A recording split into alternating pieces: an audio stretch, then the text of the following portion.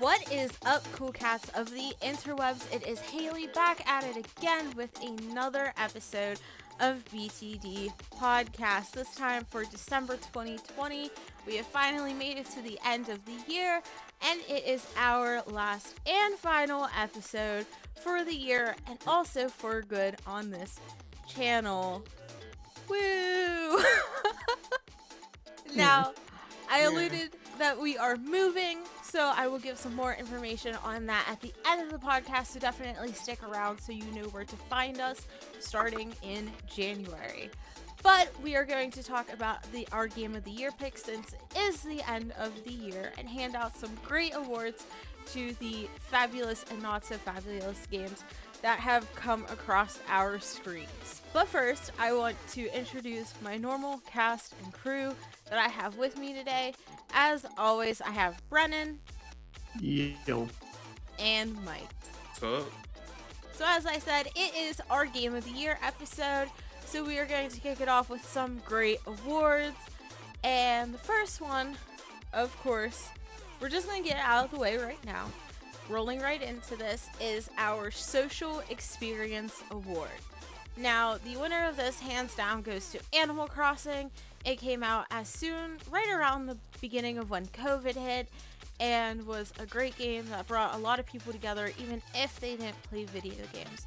Now, just to recap, it has a top critic average of 90, and its percentage of critics recommending is 100 of.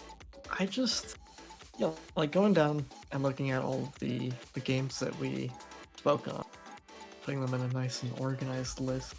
The ones that immediately stuck out to me was Animal Crossing, and it wasn't exactly because while it was great and kind of changed a lot within the game itself, I feel like the bigger impact that Animal Crossing had was its timing and the fact that Switches were being sold out. Even that before it, kind of like in anticipation for Animal Crossing, but also because of COVID, because we kind of just were stuck in quarantine, stuck in home, and people needed that to see people, and that was their way to do it, and there was like no better way to do it.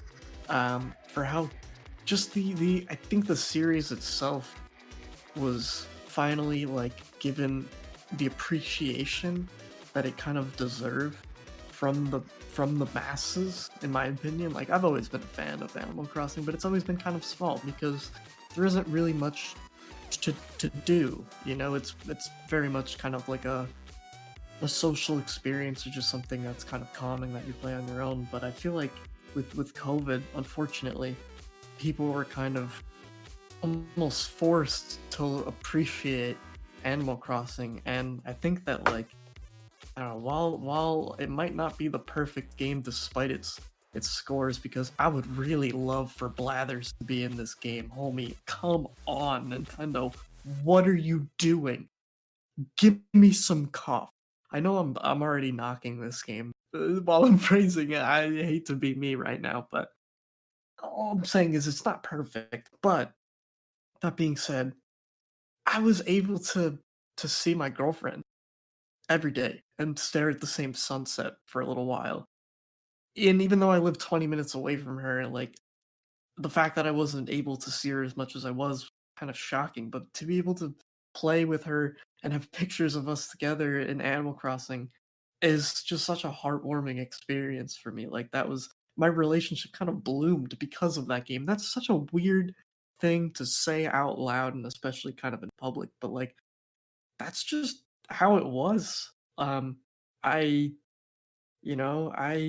yeah, I simped in Animal Crossing, especially.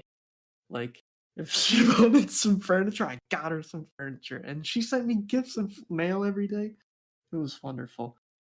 My own mother, who had kind of gone through like a little gaming phase, I guess, when not to give like a history lesson, but I heard my father purchased the Nintendo Entertainment System when that came out, and I was brought into the world with that in my room. So, um, while she hasn't really played games much since, this was the first time in a long time where she kind of sat down next to me and was like, "Should I buy a Nintendo Switch? Because like everyone else is getting one, and like this is super popular." And for my own mom to not to fall into that stereotype of like video games are dumb, but you know, there were points in time where like maybe she didn't appreciate me spending my life playing video games as much as I did. But there was this one moment in time where my mother was doing the complete opposite and asking me if she should go out and buy a console that was kind of in the process of being sold out just so she could play one game that had just recently come out. And that shocked me to my core. Like, to have her come in and ask me how my town was doing was an aspect to my own relationship with my mother that just didn't happen before. She never really asked me about video games ever, and until I was unless I was a child. But now she was asking me because she seemed interested, and that was mind blowing to me. But that was the power of Animal Crossing. That was the power of its timing. It brought everyone together, man. What more is there to say? Yeah, I gotta agree. Because at that time, California went to hard lockdown around that time, so I couldn't see a lot of my friends, face to face. But we were on each other's islands pretty much every night for like a month, just running around, talking the shit and whatnot, just playing Animal Crossing. And I think that's one of the beautiful things about Animal Crossing. It was what we needed at that time. It was the game that just kind of helped us kind of settle into our, what was to come for the year and help comfort us, even though things were going to shit. Totally. It's funny because, like, as soon as my work told us that we had to work from home, I started picking up my Switch more often because I was home.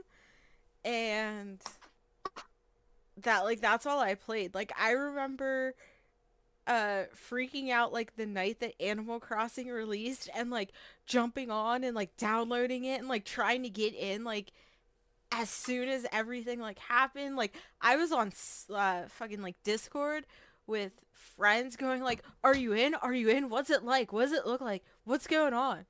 And like my own boyfriend basically went out and bought a Switch just for the sake of Animal Crossing because like we only had one, we shared one, and he was like, "I'm missing out on so much really cute stuff right now." Like, he loves Gulliver, and we would like us and all of our friends would send items back and forth to each other and just go to each other's islands and like piss around. Like, it was great when we didn't have anything to do and we just kind of wanted something simple that could occupy our brains for a couple of hours and something that was so easily accessible. Like, Animal Crossing, it's not deep. You don't have to know anything about it to play it. You just hop on for like an hour, clear up your island, and then you maybe hop off for a couple hours. Then you're like, "Ah, I kind of want to go back." You hop on again, and you just pick up right from where you left off. Like, it's not. Animal Crossing's great. And it really brought a lot of people together. And that makes me really happy to see because we definitely need.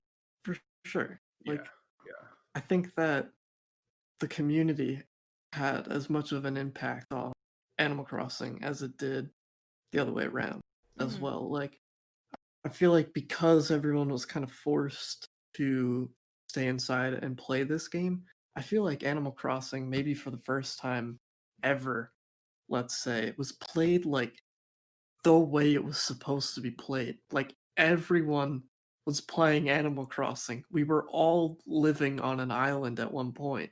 You know what I mean? Like, It was that and escape that our to character that's just was. yeah. Yeah. Like, it's like Second Life, like a weird uh-huh. version of Second Life, and like that's how what Animal Crossing is designed for. But like, I don't, I've never, there's never been, and unfortunate as a situation as it was, it like it was the perfect thing for Animal Crossing for it to be played the exact way it was designed with a community of people. I will tell you, I've played Animal Crossing and I don't think I've ever had more than one person on my island at a time. And in this one, I've had 8 people on like all the time. I had people coming and going, like in and out. I had messages flying everywhere, and for the first time ever, I was like, I've I've wanted this experience, this community in this game, something that I've had in playing servers in Minecraft, playing in a server is like way better than ever playing on your own. I mean, to a point, because that's kind of how the game was designed. It was designed to be for knowledge to be shared with other people. Like, some of my favorite shit was like in the early days was getting ahead and crafting like tools and stuff for people that they didn't have because I guess the game was kind of progression locked based on time. But I would just go over to my friend's house and be like, here's the pole vault, here's the ladder, have at it. Like this is how this game is meant to be played. We're just sharing everything. Like all of the bells, how everyone went online and made like bell calculators and all of the Twitter, people being like, "Oh, come in," and the bodyguards and all this shit. It was wild, dude.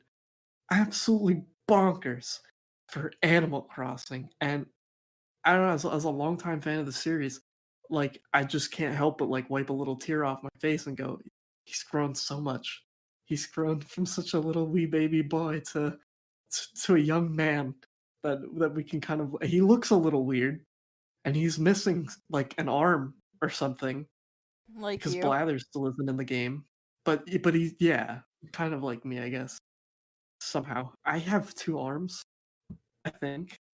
Um, I've lost my train of thought. I hopped off that train. God damn it, Haley. It was good shit. Good times. Good times. Across.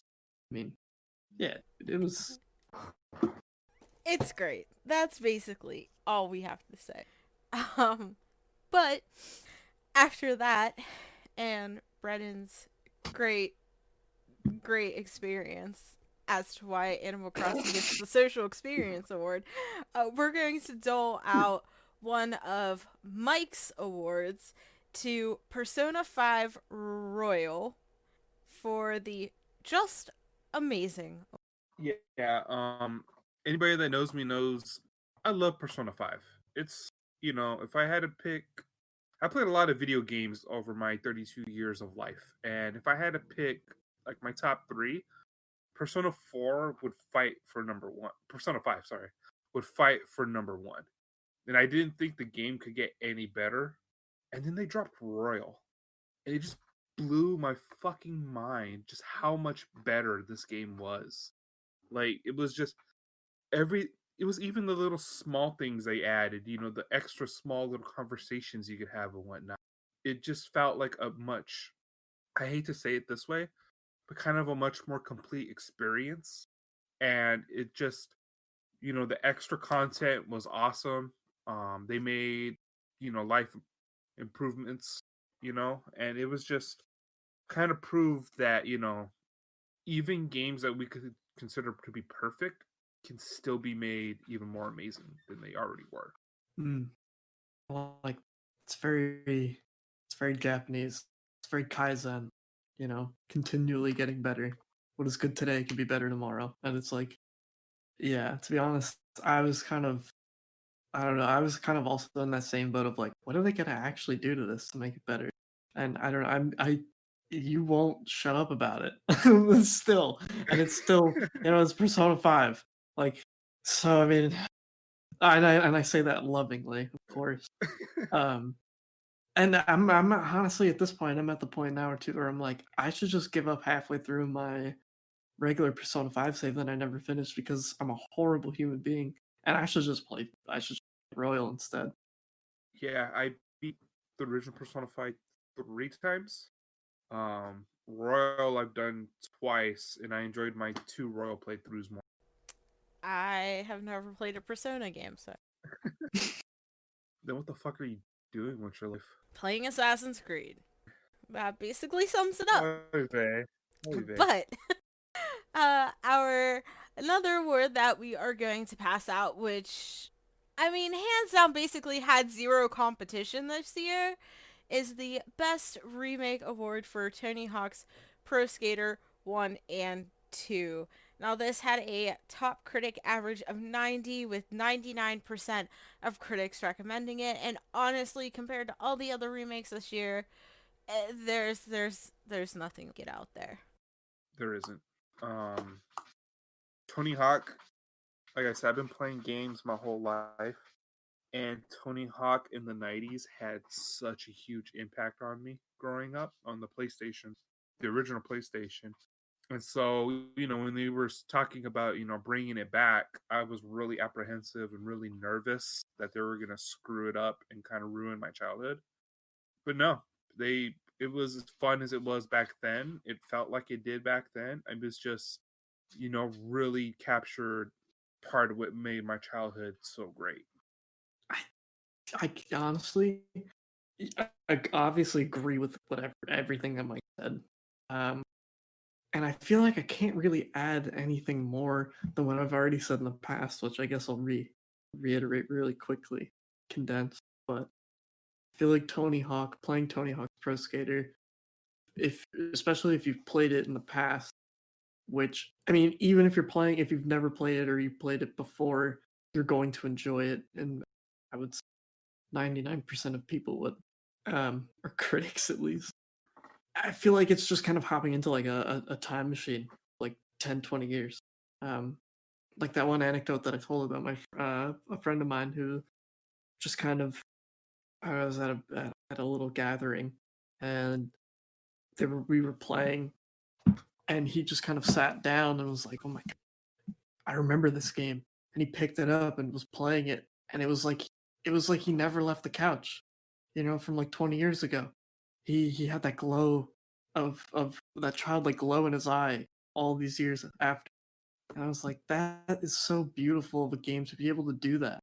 To just transport you back, but fundamentally be the same, but also just, I don't know, it looks better. It sounds better. It has an updated soundtrack that is going to continue to mold the music tastes of possibly kids that haven't even touched the Tony Hawk's game before. I know that my music tastes were definitely influenced by a lot of these video games. Thug 2, um, and I feel like this will continue to do that because it's obviously it's not just the same soundtrack. Obviously, they kept the same bangers, but they added new songs. So even in its own right, it not being compared to what it was, it's still just a quality game. I know I'm comparing it a lot to it anyway, but shit, it's hard not to, I guess, with a remake. And that's why best remake. It's just some good shit. It That's what it makes you comes feel down like you're a to. kid again. That's what it comes down to. It was just some good shit that just made you remember your childhood. Some Yeah. good shit that happened at a good time. Hell yeah. We all love some good shit. I hate myself for that Well, so much. I love daily doses of nostalgia, pure nostalgia. Now, we're gonna kick it over to a little bit more nostalgia because, God, this game, the series, has been around forever. For at least as long as I can remember. And everyone fucking talks about it. But we are going to pass out Brennan's award for the first VR must have game that you should purchase. It goes to Half-Life Alyx, and it's sitting at a. What if I could find it? Where is it at? Wait. Oh, there it is. It's up here. It's up higher. It's sitting at a top critic average of 92, with 97% of critics recommending. Obviously, you should play this game if you can get it on a VR set that can actually run. Yeah, I don't know, going down the list. Um, Obviously, okay, so I color code the list. Ha. But you don't really see PC exclusives that often. And when I was going down the list, I saw Half-Life Alyx. Like, oh yeah, right. I don't personally have a VR headset or any VR accessories, so I personally forgot about it. But I kind of remembered, shit, this was a big deal. Like this was I feel like one of the first games, if not first, that kind of made VR so off of shelves. I remember that when they announced Alex, that the Valve Index kind of sold out within the same day or within the same few days of it being announced, and to me, that's kind of wild. It might not exactly be breaking the VR bubble in any way, but I feel like it's definitely a chip, and it's something to applaud at, in my opinion, especially since it's a Half-Life title. I just feel like that it's one of those things. It's kind of an event, especially nowadays. I guess when anything Half-Life is thrown around, it's like a big deal. But because I feel like myself kind of forgot about it, it's because a lot of people don't have VR. But I imagine those that do immediately turn to that and go, "You got to play this one. This is on your list of must-haves." That has to be the first must-have, your first essential VR title. Sure, like there's Beat Saber or whatever, but I mean, Wii Sports is a must-have, but they just kind of give that to you. You know what I mean? But like Legend of Zelda's a must-have, Mario's a must-have. This is the VR's like true triple A booty shoot 'em up video game. This is gonna sell to people. That's so long-winded rant. I'm gonna cut that down. I almost bought a VR headset just because of See? Boom. this. Like, I seriously considered it. I was like, ah, shit. I've been waiting for a Half-Life game for quite a while. And when this came out and I saw the gameplay, I was like, holy crap, I need to get myself a VR headset to play this. I didn't end up getting it after all. Persona 4 5 Royal Special Edition. But it did make me consider getting one when it did come out. And again, like it's not breaking the ceiling or anything, but like it's a chip. That's definitely a chip. And with more chips, the whole thing comes crashing down, man. Yeah. You build a library of must-have VR titles, and that we're all gonna be staring at each other in headsets in a couple of years. I think the one thing that most surprises me about this game is that Valve decided to go VR. Like, of all things, off the wall VR.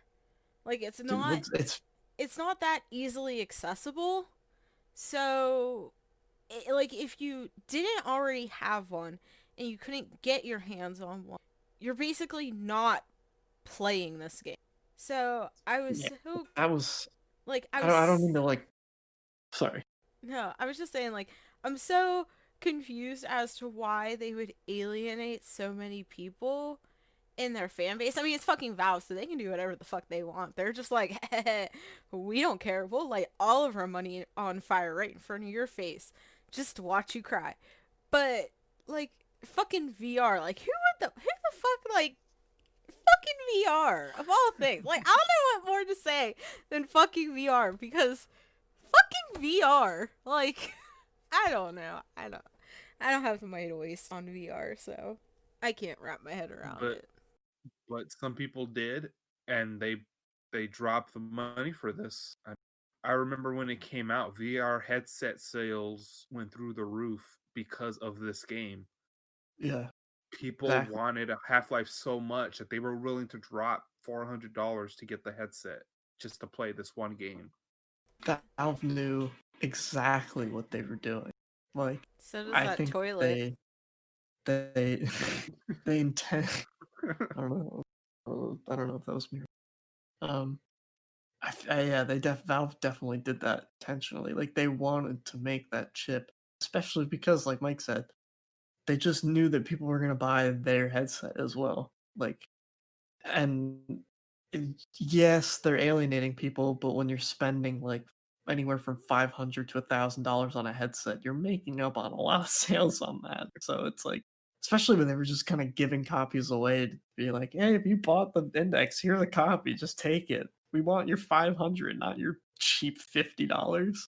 Like, they don't care. They're making bank off the headset, and they'll continue to make bank off the headsets if they continue to push that product. It's wild. They could be Valve could be ruling the world. I'm marking it now. Valve could be ruling the world in like 5 years Valve when we all have is headsets ruling the on. world. We just don't. They Where do you think very we're well buying all could our be. PC games from?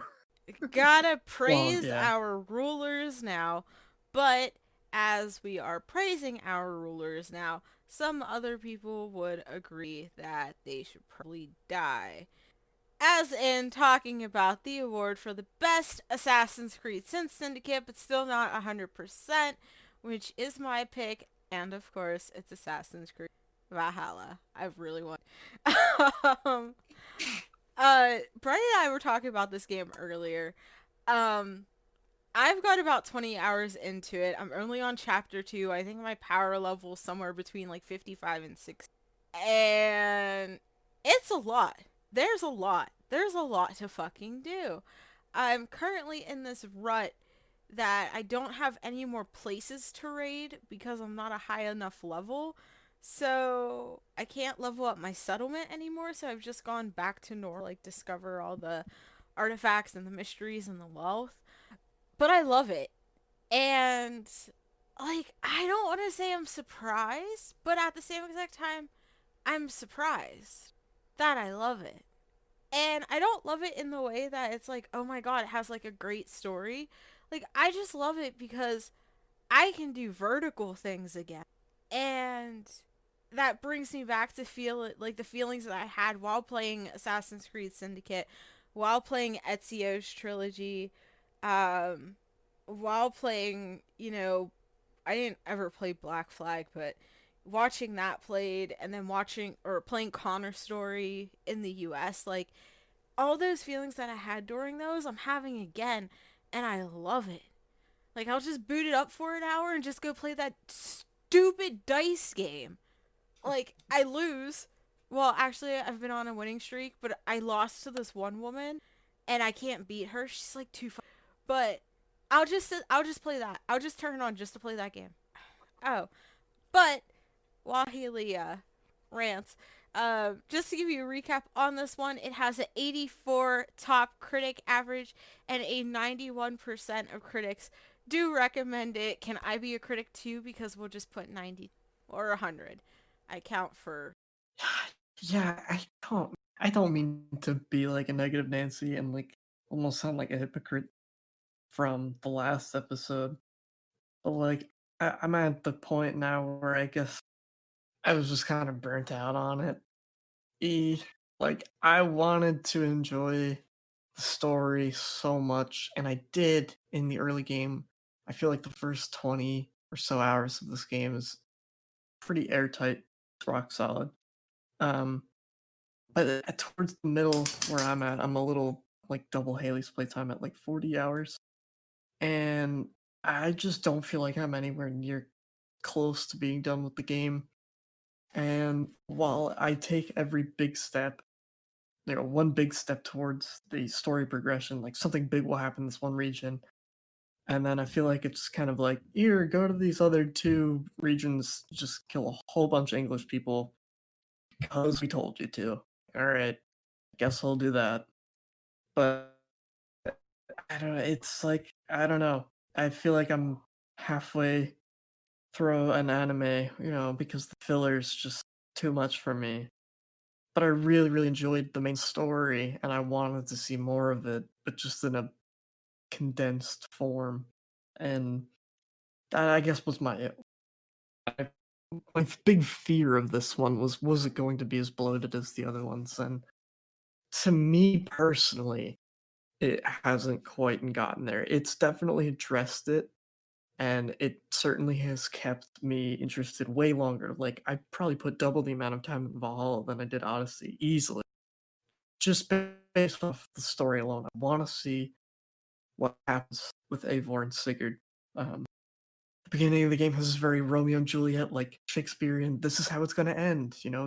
This guy's going to betray this guy, and the whole time you're just like, how? And every time these two characters are on screen, you're just like, is it gonna happen here? Is it gonna happen here? And every time it gets a little closer. They get a little bit angrier at each other, and you're just like, ooh, it's gonna happen. But when it's ripped away from you and just told like, hey, in 10 hours you're gonna see more Sigurd, I'm like, oh dude, I fucking there's only so many churches I can raid. And while the treasure is really cool, Yeah, I don't know. I guess my biggest story is I have no real qualms about much else other than just the pacing of the story. But to be honest, it did remind me of the original games in the way that the story, the narrative is very personal, yet it includes these almost otherworldly aspects that are just kind of messing with you the whole time. And that's what I wanted from a Norse story as well, which they definitely touch on. There's some really cool moments in the game. There's this one section that I absolutely love, and what was going on around me. I got the chills because I was just like, holy shit, this is wild. Big spoiler territory. I won't say anything. My only complaint, even with that section that I enjoyed so much, was I felt it was too early in the story. I felt like if it had been placed somewhere, maybe even where I was in the middle-ish, kind of break up a lot of the, you know, pacing issues, or maybe towards the end as some kind of like goal you achieve of like, wow, you're in this really super cool place that you didn't think you'd be in. It just felt kind of unearned looking back on it, as cool as I wanted super hard to like it. Like, I do genuinely think that this is one of the better Assassin's Creed in the reboot era, if not the best. But it was not my game of the year for a reason. Mike, do you have any opinions on Assassin's Creed? No comment. I mean, the I think one of the reasons why I really like this game is, one, because I get to play as a female, and that always just makes me happy right off the bat. But two, the more that I go on and the more time that I spend with Eivor, like there's this one section, like you can go back to like her home in Norway, or his home, who depending on who you play as, and she kind of just walks around and is talking about like, this is where my mom and dad died. If it wasn't for Sigurd, I'd be dead right now, and I was the one who saved me. You know, just reminiscing about uh their childhood and everything that has happened to them. I was like, damn, like I feel that. Like I relate to that because I saw it happen. Now we're back as adults. Now we're talking about it, and I'm just like, I teared up a little. Um, I think it's good. I think it's good. I don't think it's great, but I definitely think right now it's the. I definitely agree that it is the best in their trilogy of reboots that they have going. Since they basically revamped Assassin's Creed. Now the only thing I have to say about this is, if you are on the fence about picking this up, don't pick it up right now. If you plan on playing Cyberpunk, I've seen a lot of people going, you know, they're 140 hours into this game and not even finished yet. Just don't. Just, if you're gonna play Cyberpunk, play Cyberpunk. Get this on sale next year when it goes on sale. If you're playing it now, great. Don't try to rush yourself because there's a lot of small things that you, and I feel like this game, you don't want to miss those small. Ubisoft is now going to come because they're like, our biggest fangirl said don't play our game. I had to take one for the Fist team. comes out. What? The box fist comes out. God damn it. Always. Always when I least expect it. But the last award that we are going to hand out is for a game that, let me just be frank with you, it's a piece of shit. It's an absolute goddamn flaming hot dumpster fire. And I am so sorry. I know that there are people who have put their hearts into this game, put their lives into this game. They are probably, I don't even know, maybe they're even proud of this game. But the award for the biggest disgrace of 2020 and the oh so sad award that Mike and I would like to present goes to, can I get a drum roll? Fantastic. Somebody please. Goes to Marvel's Avengers. Please play some sad Marvel music now. Planet on the World's Tiny as well. There we go. Somebody insert the Mr. Krabs clip right there. It just, it hasn't even recouped its money. The money that they put into this game, they haven't made it back. It's I like I don't think they will. they probably won't. Like, I just, I, I I don't thought even know what to say about this. I just don't. I'm speechless. I thought the first I haven't played Miles Morales yet, but I thought the first Spider-Man game was. So when they said, I know it's not the same studio, but when they said they were doing a Marvel's Avengers game, I was like, that sounds hype. That sounds like some cool shit. Especially when I heard they're putting Kamala Khan in as Miss Marvel. She's one of my favorite Marvel heroes right now. I was like, oh shit, I get to play as her. This is gonna be so awesome. And then they showed more and more of the game, and I'm just like, hopefully they'll fix it. Hopefully they'll fix it. Hopefully this game will be good. Then it came out, and I was just like, this is complete garbage. All my hopes have been washed away. What the fuck, Square Enix? What are you doing to me? Just to give, oh, sorry. Just to give a little bit of context, this game is the third lowest top critic average with a 68, and it is the single lowest percentage of critics recommending on our list of games that we have previewed and reviewed on BTD with a 39. Oh, wait, no, it's not the lowest. It's the third lowest again. No, wait, Yeah. fourth lowest. God damn it, I keep finding other ones. Fourth lowest with 39 people or percent only recommending it. There are a lot of shit games. Yeah, doesn't this game like not have a player base? Like, isn't like 90? So I feel like maybe I'm pulling something out of my ass, but I remember reading like a headline where a very large majority of this player base is gone. It didn't really have a big one to begin with. Not shitting on the game, like didn't. This is coming off of steamcharts.com as of 12/3 at 8:11 p.m. EST. 723 players were playing it 8 minutes ago, 1,081 within the last 24 hours, and 28,145 all time on. Yeah, those numbers are horrible. Yeah, very. That's like really bad. And I can't imagine console numbers are any better. Maybe PlayStation just because you got Spider-Man. But Can Spider-Man really save this game though? no. I mean, sure, it'll. I mean, I know you're not saying it will, but yeah, Sony got. Oh man, the whole thing is just one of those like, why?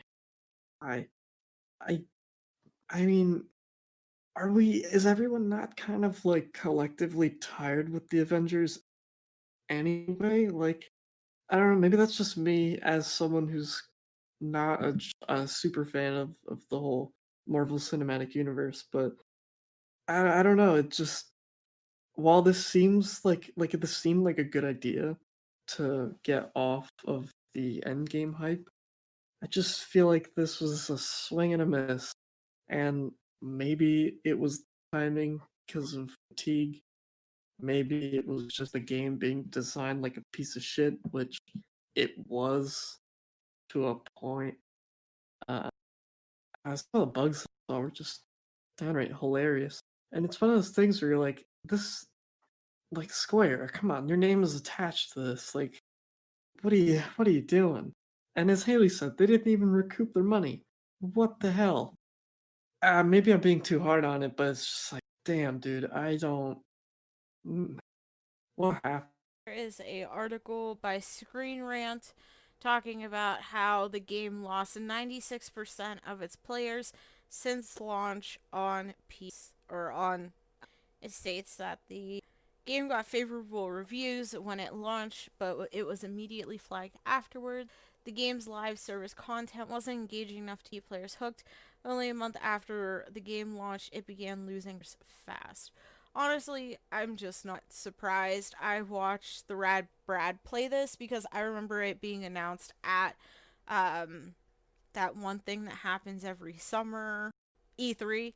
and what? Yeah, it was announced at E3, and I remember everyone just like being like, ugh, because the faces were like not great. And then they decided to change the faces, and everyone was like, okay. And then I watched the Rab play this because I was like, let's check it out. I watched 2 videos, and I was I watched the clip. Watched the clip the other day where I get some guy was even bashing if if bashing on the gameplay was bad enough. This guy was just bashing on the narrative of the story. There's one scene, I guess, at the beginning where Camilla Khan she's on her laptop or something, and she tries to like log in to Tony Stark's account on his through the cloud or something, and she doesn't know his password, but she just like looks at a poster that says the word like "I am Iron Man" on it, and she tries it, and then it's like you're in. And I just sat there like, oh my god, that's the worst thing I've ever seen in my entire life.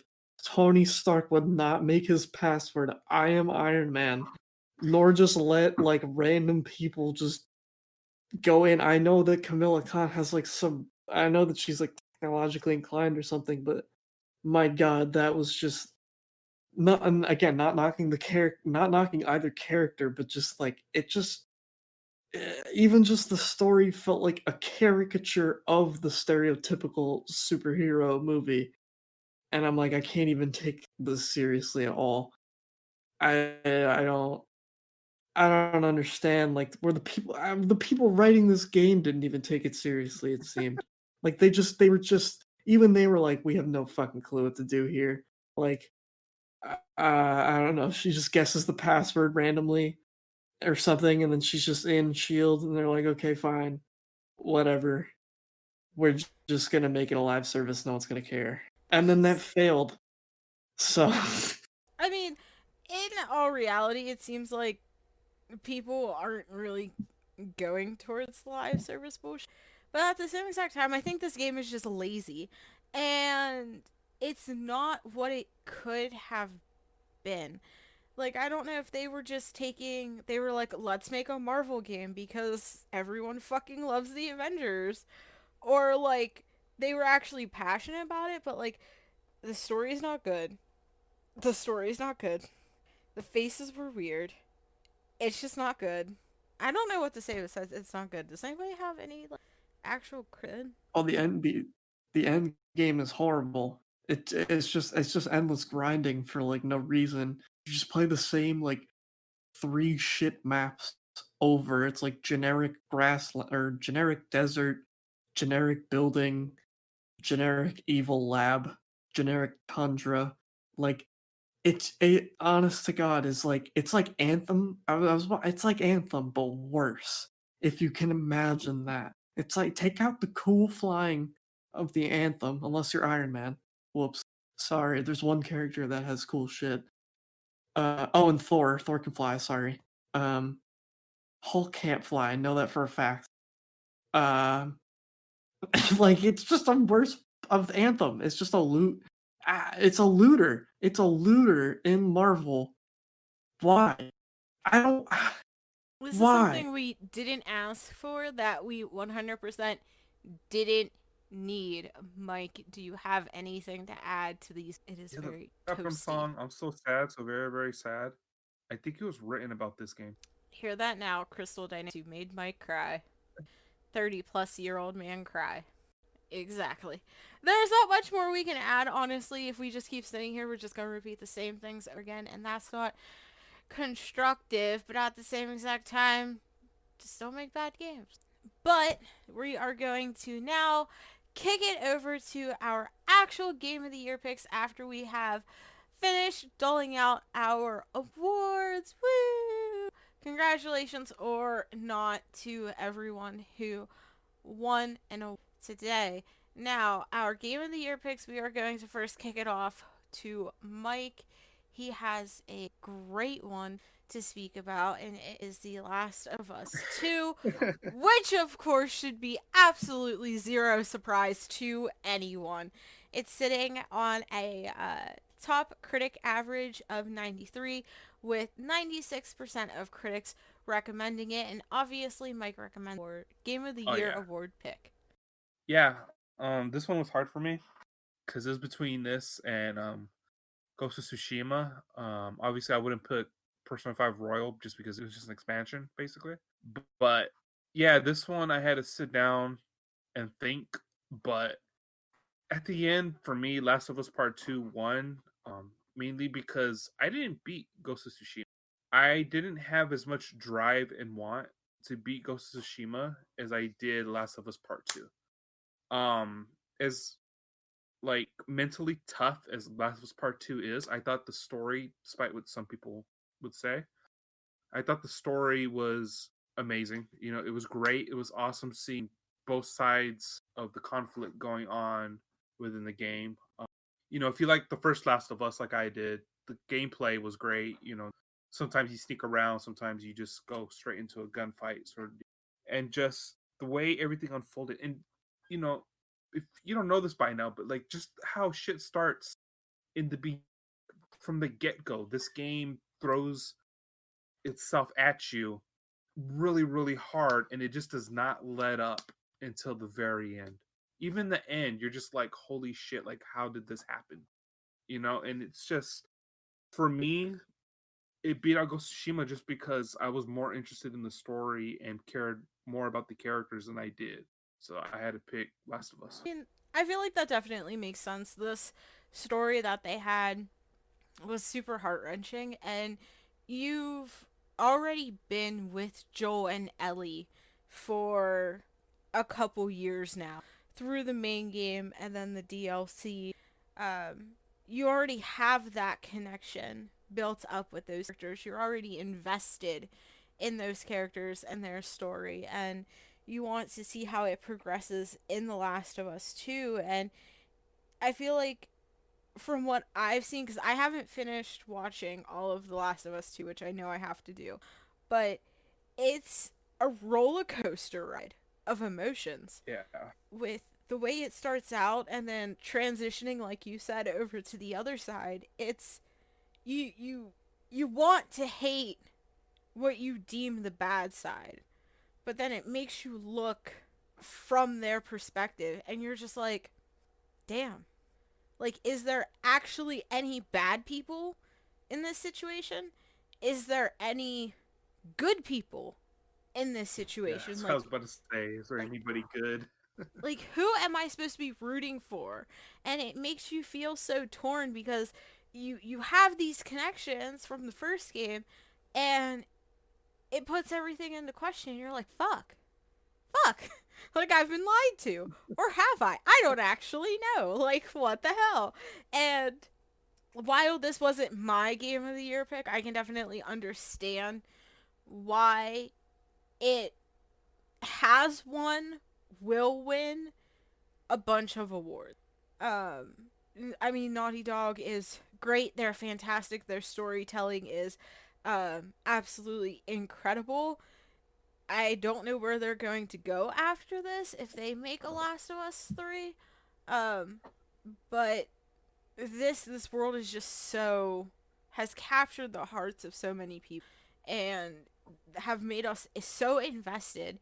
Even if you haven't played the game, you know of this game, and it has made so many people invested with. So it doesn't surprise me that it ended up as a game of the year pick. Yeah, it's just like you said, it's a roller coaster. And I know some people want a Last of Us 3. I felt this one ended perfectly. They did so well with the story in this that it just ends so perfectly that we don't need a 3. Part 2 did its job above and beyond and gave us exactly what we need, everything we need. And we really don't need a C just because it finished that story so well.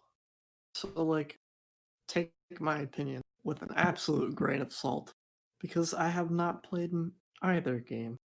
But being an avid reader of the internet, I've obviously seen a lot of opinions from a lot of different people. And I feel like at first, I think that I probably would have fallen into that camp, that first kind of like hating bandwagon camp.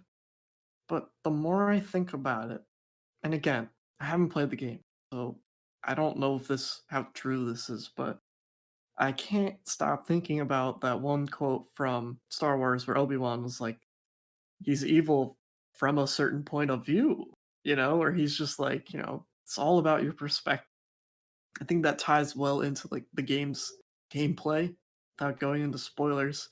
I think having, multiple points of view, I think is a rather big theme of the game, and I feel like maybe initially why people didn't really enjoy it that much is maybe because they had a hard time literally putting themselves in Ellie's shoes and acting the same way that she would, despite how they would have acted themselves. Like, there's a definite disconnect, I feel like, from most people that either I don't want to say like people didn't understand the game. You don't like it because you don't understand it, but it's like I feel like you really have to put yourselves in the shoes of these characters and in this world because yeah, like you said, there is no good or evil that doesn't exist. Everything is this kind of gray.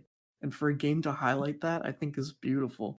Sure, they probably could have executed it a bit better, and I don't have any qualms on any specifics or any qualms on the narrative, because again, I have no attachment. But I still think that it's an interesting concept for a game to try and shoot for that whole, we're not all good people. Like there is bad in even the best of us, and that's a hard truth for people to swallow, which I guess is another reason why people don't might not like it immediately. It is a hard pill to swallow. Um, it is difficult putting yourself in different perspectives, evident of people's reactions to parts of the gameplay, but it's necessary for the enjoyment of the whole story. Does that make sense? Do you know what I mean? Like Yeah.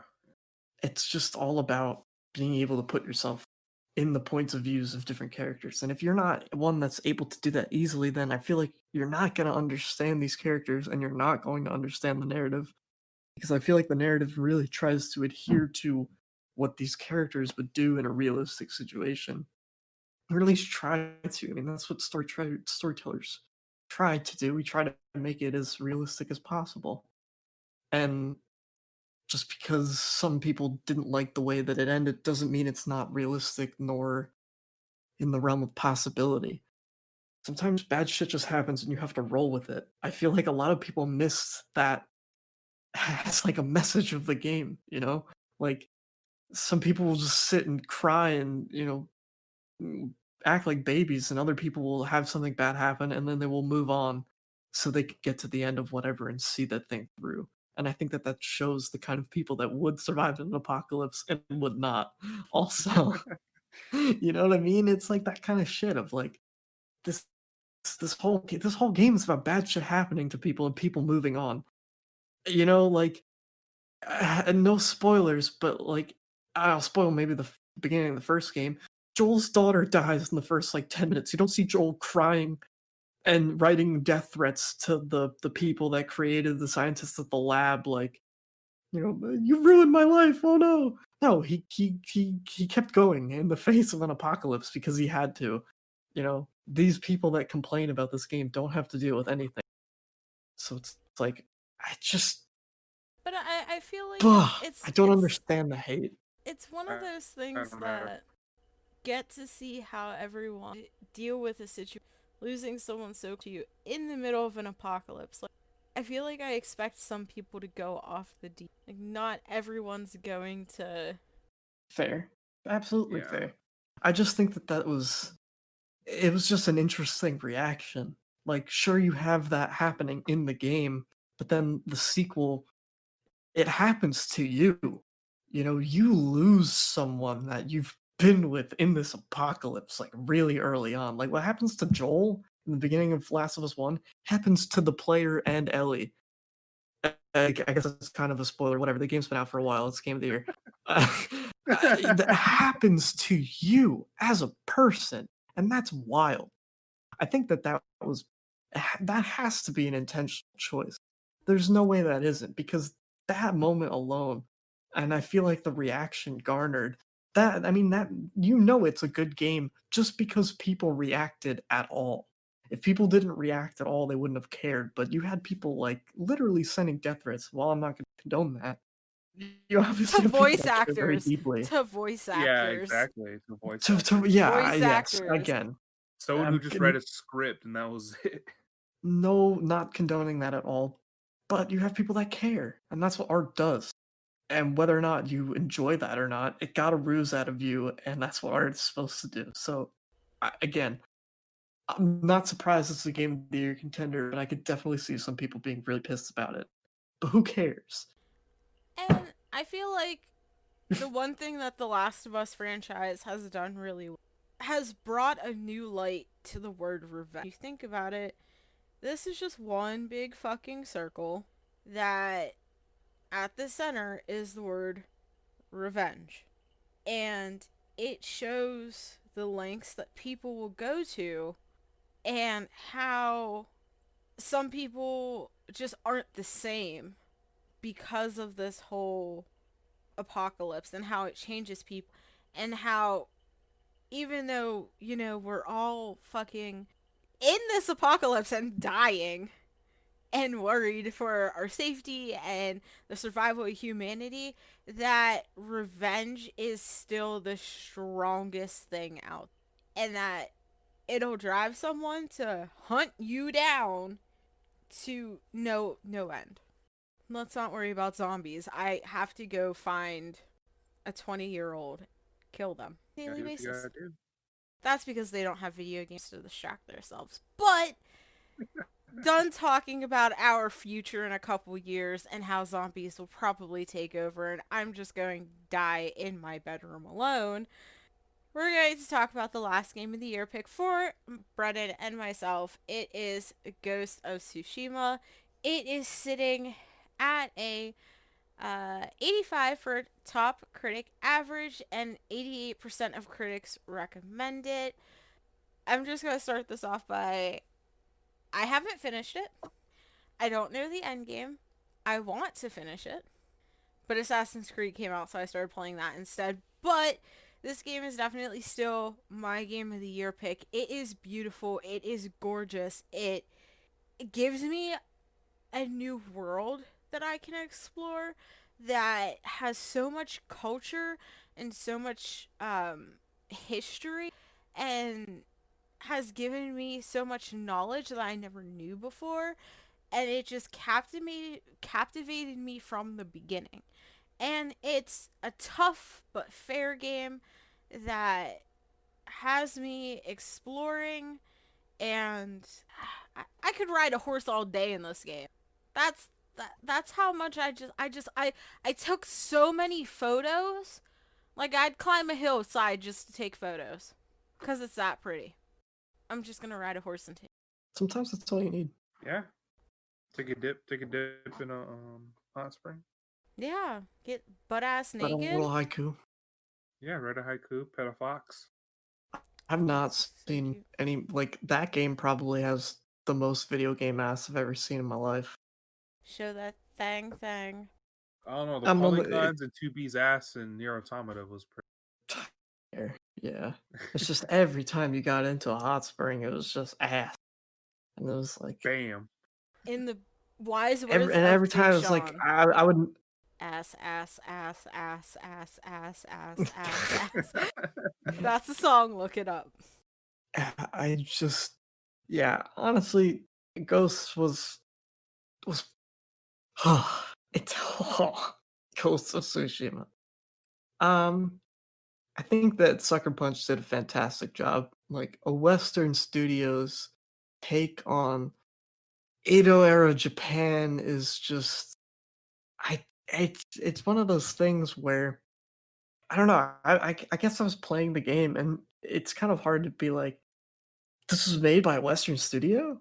These are the same guys that made Infamous. Like it feels so authentic to the point where, yeah, like I said, I kept thinking like, "No, this has to be a Japanese studio. This has to be a real place that they surveyed with a real Japanese studio because they live nearby, so they could just capture everything there." But it's like, no, it was just a Western studio, and they made the Infamous games a couple of years ago, and they did a complete 180, doing a fictionalized historical piece on like loyalty, what it means to be loyal, what it means to be the anti-hero, or even just a hero in itself. It's a beautiful game. No spoilers, but I think it has a lot to say on the individualized impact that we have on the world, whether big or small. Um, there's a lot of like tiny things in the story and tiny little set pieces that I really like. Like there's one little quest where um if you go back to your home village and you meet up with like your old caretaker and she ends up giving you like poisons that you can use. And there's one line where she explains like, you're more like your father than you thought. And I don't know, it was like that was the moment kind of for me where Haley was touched by the game in Assassin's Creed. That was my moment. And Ghost of Tsushima, where I was like, I felt for Jin in that moment, and I kind of caught myself like, "Whoa, it's wild." Um, that doesn't happen to me that often, but it felt like it happened pretty often in Ghost of Tsushima. Especially towards the latter half of the game and kind of how it progresses. It takes some serious turns that it's just beautiful. From how it looks to how it sounds to the swordplay. Sometimes I would just ditch the whole stealth thing altogether or just find random fights just because it was fun. There's no experience or anything. I mean, like, yeah, you get the skill points, but I just did it for fun. It was just fun to kill people in that game. Where I feel like sometimes in other games you're like, oh, I'm not gonna bother. Like this is time consuming. I was like, nah, man, we're gonna find every Mongol bastard. Yeah, I just feel like I'm gonna keep repeating myself. It's just a good time. Long It's story the short, Brennan it's absolutely loved it. He made babies with it. I wish He it married it it. was it's like the Assassin's Creed in Japan, the samurai Assassin's Creed that I feel like we've always, well, I personally, but I mean other people have expressed interest that we've always wanted. Um, I'm about to say it's and what they beat Ubisoft. it's what Assassin's Creed. Exactly, exactly. Like I just and again, even the whole time I was playing Assassin's Creed Valhalla, I could not help but immediately compare it to Ghosts. The combat, I was like, wow, Ghost does it better. Story, Ghost has it better. Pacing, that's Ghosts again. It was like I didn't even really have a choice. I just it was just Ghosts. I loved it. It's such a good game. And I don't. I know a lot of people compare it to Assassin's Creed, but I feel like that doesn't really give it justice. Like, I sort of wish. I wish Assassin's Creed was. Like, let's just reverse.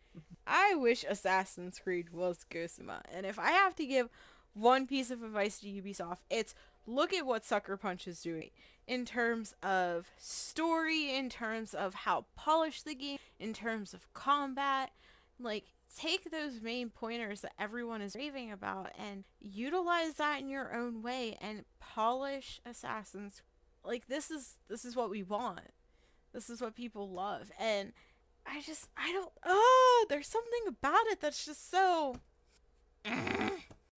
I just like being a hot guy once in a while. He's Don't we pretty all? cute. Whooping that ass. Yeah. And with a fat ass as well. Oh my god. Okay.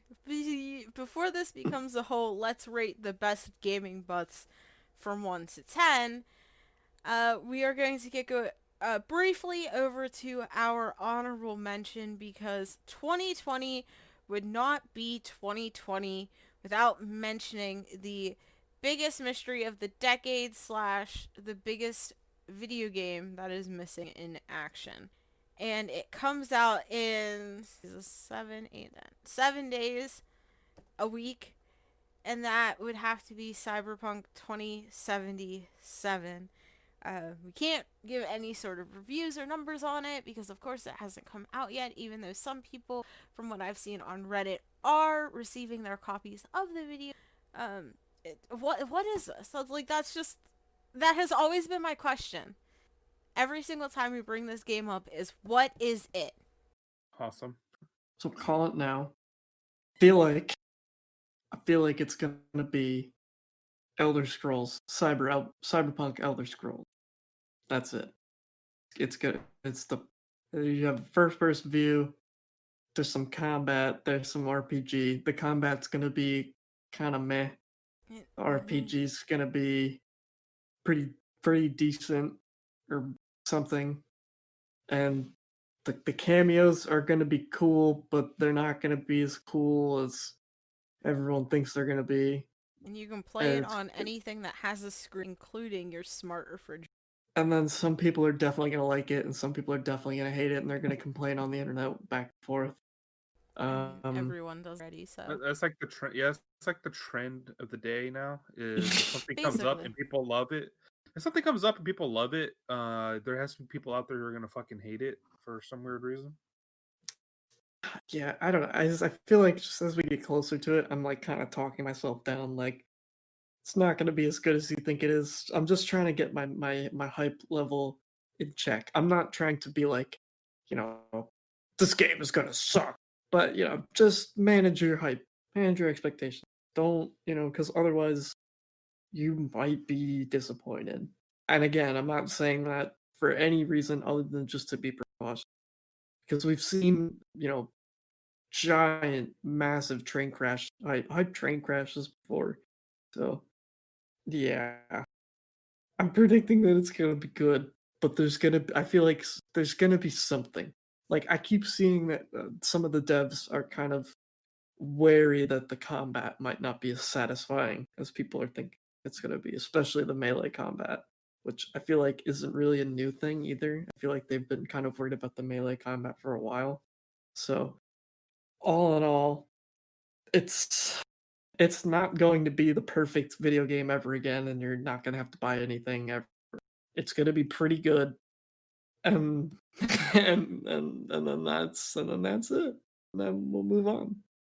Yeah, I've been waiting for this for years now, and it's like these past couple weeks I've had to play it down in my mind because Yeah, right. to the point that this game is getting so hyped up that it's not going to reach those expectations. We're putting so much on the back of this game that it's just not going to reach expectations. Is it going to be good?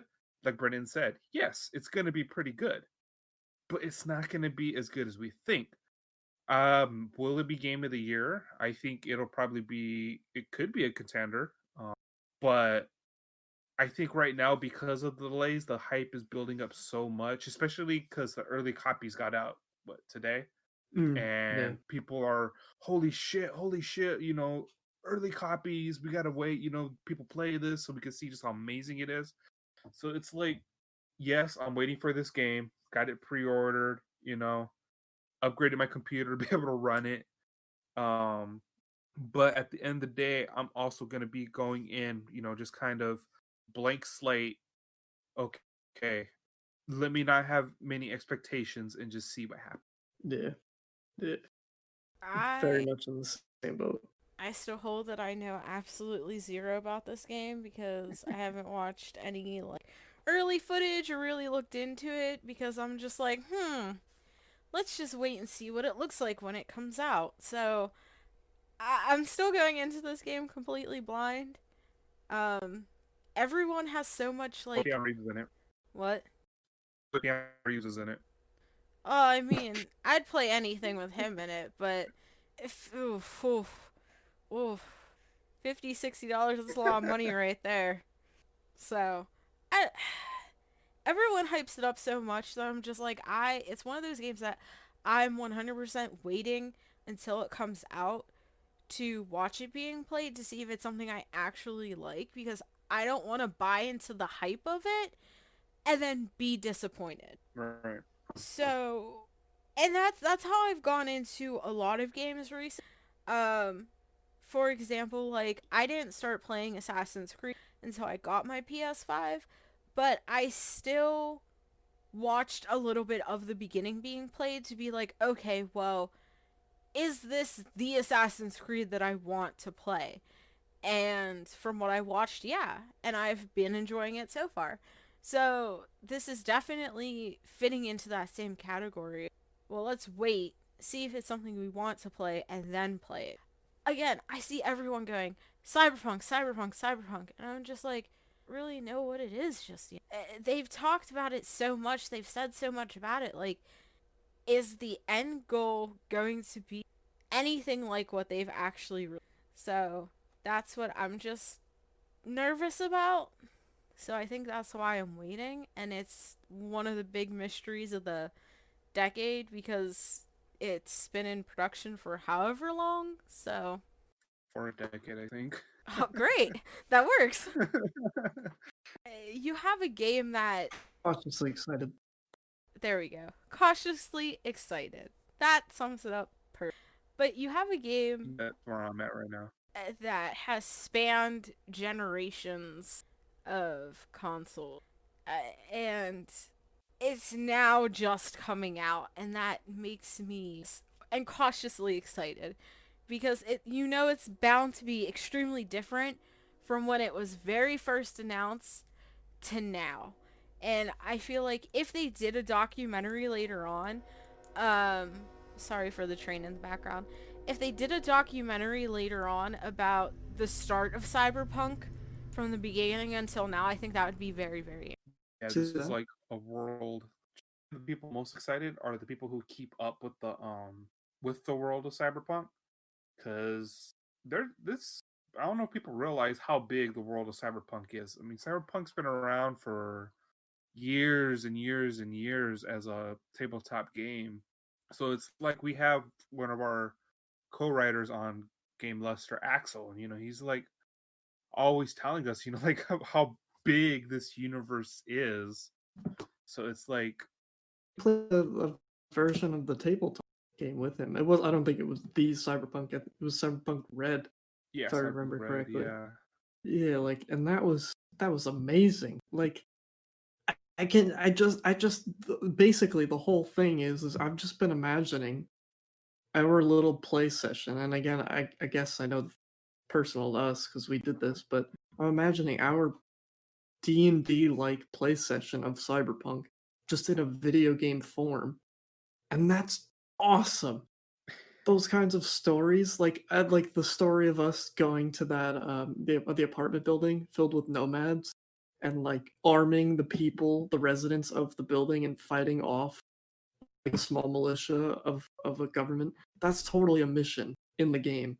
That was Like just wild. rip it, Yeah. like just imagine that in video game form though. Like everything that we did in video game, that would be really really cool. Like I totally get the hype, especially coming from the people like you said that are invested in this world. It's like, we us looking at D&D being like, Elder Scrolls, again, very simply, and being like, this is the quintessential RPG in this setting, in my opinion. And that's why I'm just thinking it's gonna be Elder Scrolls with Cyberpunk. Just imagine that, and you'll have what this is. Cautiously Yeah, yeah. and while we all sit here nervously biting our nails, waiting for Cyberpunk to come out in a week and reflecting on the games that have come out this year, it is sad to say that we have to wrap this podcast up. Now, at the beginning of the episode, I did allude to that this is our last ever podcast on the GameLuster channel. Last month it was the last BTD episode. This is our final ever episode of anything. BTD is getting retired, but it will be coming back rebranded on a new channel. So here is the big announcement. We are moving to a channel called the Motley Four. It is based off of our D&D campaign that's been running for a while. That brought the three of us together. Oh, I think we were doing BTD, and then that brought. I don't remember which one started. In all I think honesty, it was the other way around. it was D&D and then BT. Um, so it's great to incorporate that into our channel because that honestly brought us all together. And the Buy It, Try It, or Deny It podcast will be rebranded as the pre-review crew. So back at it again with your favorite people previewing and reviewing games, short and sweet, same gist, just rebranded. So to end this podcast, since it is our last one ever and last one for 2020, let's give a shout out to some things that we are going to miss and what we are looking forward to. Um. Okay, so while you guys gather your thoughts, I guess I'll go first. Um, I guess first I just want to say a big thank you to all of our listeners. Thank you for sticking with us through BT. Uh, we've had some great episodes, some great laughs, some great jokes. Discussed a whole bunch of different videos with some people that I absolutely adore, even though they shit on me all the fucking time. I am so thankful for GameLuster for having me. I joined GameLuster in college for an internship, and I've been with them ever since. So, thankful. I'm so thankful for all the people who were here when I started, who have moved to other things, and also thankful for everyone who is here right now, and allowing us to have an outlet to speak about, the things that we adore, and to make some dumbass jokes and sit here and just rant to you guys about video games that we play, won't play, have played, probably won't buy until it's on sale in 20 years for 2 cents in a Walmart bin. And I'm just 100% so thankful for that. So I hope that everyone sticks with us when we move in January, and I hope that you are able to find us easily. And if not, then, well, just yell and hopefully somebody will answer you. And I'm looking forward to starting a new channel with my BFFs and um, doing more of our podcast and more of our D&D stuff, and um, starting a Minecraft Let's Play because I really want to do that with one of my friends, and just branching out into other things that I haven't tried before. So, Yeah, I do want to thank GameLuster. I've been around for almost 3 years now. It was good times. The three of us were able to get together and start doing what we do now. So, thank I want to thank them for that, but sometimes you got to move on. Can't sit still. Can't sit still, I'm here sadly. for a good time, not a long time, as some people on Tinder like to say. Uh, yeah, I definitely want to say thank you to everyone or even bothered to listen because sometimes it's just easier to do nothing at all. So thanks. I'd like to thank GameLuster for hosting us, allowing us to meet, allowing us place to shout our silly little voices into the void. And while many of what I'll miss has already happened, I have a lot of faith in the current GameLuster crew and hope that nothing but the best moving forward. Um, I'll definitely miss. I'll miss having some of our random guests on as well. That was some good times. And big shout out and thank you to Luke, who edited pretty much every video and made all of our thumbnails. Thank you. You are the best. I'm so sorry every time I ever bothered you, and will continue to bother you in the future when I have to make you edit this one. But thank you so much. I love you. Um, Thank you to Moises for letting us even do this. Um, yeah, uh, I'm looking forward to the new channel. I'm looking forward to the new year. I personally would like to maybe branch off and do more video essays. I've always enjoyed watching those and we aspire to write my own one day, but for now we'll see. Uh, but yeah, as Mike said, I don't I don't really change too much. I think that it's one of those unfortunate necessities, but you just kind of have to keep going. Maybe there's something better on the horizon. So, big thank you. GameLuster for allowing us to be here, everyone from the past, and everyone who has watched us, will watch us, has watched us. Thank you for lending your eyes to the video, to your ears, to our absolute shit voices, and to give one last shout out on the BTD podcast for GameLuster. This is Haley signing off. I hope you have a good rest of your year. And I hope 2020 wasn't too hard on you. Hopefully 2020. Have a great evening wherever you are. And we'll catch you on the flip side. Goodbye. Bye.